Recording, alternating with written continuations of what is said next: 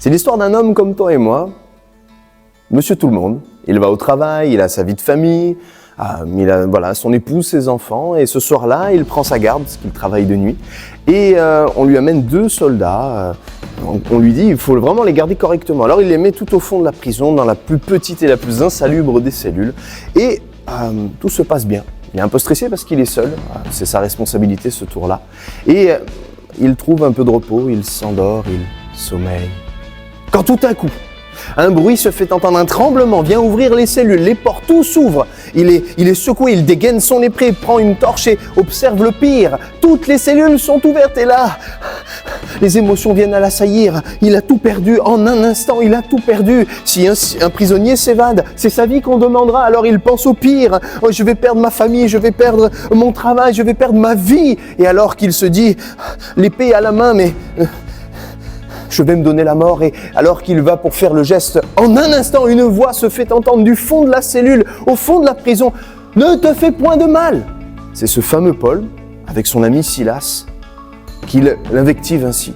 Alors il récupère sa torche, son épée, et sur ses gardes, il se fraye un chemin, et qu'est-ce qu'il observe? Une scène des plus cocasses, plus atypiques. Les prisonniers sont en larmes. Certains demandent le pardon pour leurs péchés, d'autres ont retrouvé l'espoir. Ils pleurent sur leurs conditions et ont dans leur bouche un nom, le nom de Jésus. Lui-même est assailli d'une nouvelle émotion. Lui qui voulait se donner la mort quelques secondes auparavant découvre un sentiment de honte, de regret et en même temps l'espoir dans ce nom qui a été prononcé, le nom de Jésus.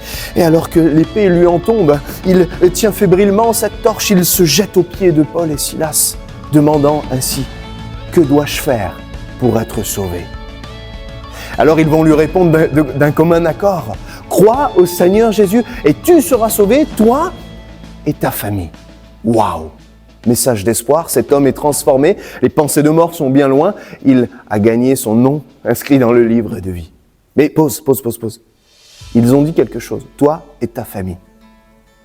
As-tu parlé de ta foi à ta famille? Est-ce que c'est omniprésent dans ce que tu es, un témoin de Jésus-Christ? Qu'aurais-tu fait à sa place? À la place du geôlier, est-ce que tu serais monté dans ta maison les réveillant en pleine nuit? Et peut-être qu'on peut se dire, mais non, attendez, je ne vais pas réveiller madame, ni les enfants. Peut-être que tu te dis, bien sagement, les enfants feront leur parcours et ils décideront quand ils seront plus grands. Ou madame, je ne veux pas la brusquer, je ne veux pas la contraindre. Oui, ok, mais qu'est-ce qu'il faut faire? Jésus, c'est l'antidote, c'est l'espoir ultime et parfait. Cet homme se lèvera, montera Paul et Silas dans sa maison, réveillera tout le monde, la croix sera prêchée, l'espoir, la repentance, et toute cette famille va venir se transformer en donnant leur vie à Jésus-Christ. Le climat à la maison va changer. Jésus est au centre. Jésus est là au milieu de cette maison. Ils vont tous prendre le baptême et être des disciples de Jésus-Christ. Où est Jésus dans ta maison? Où est-il? Je t'invite vraiment à le mettre au centre.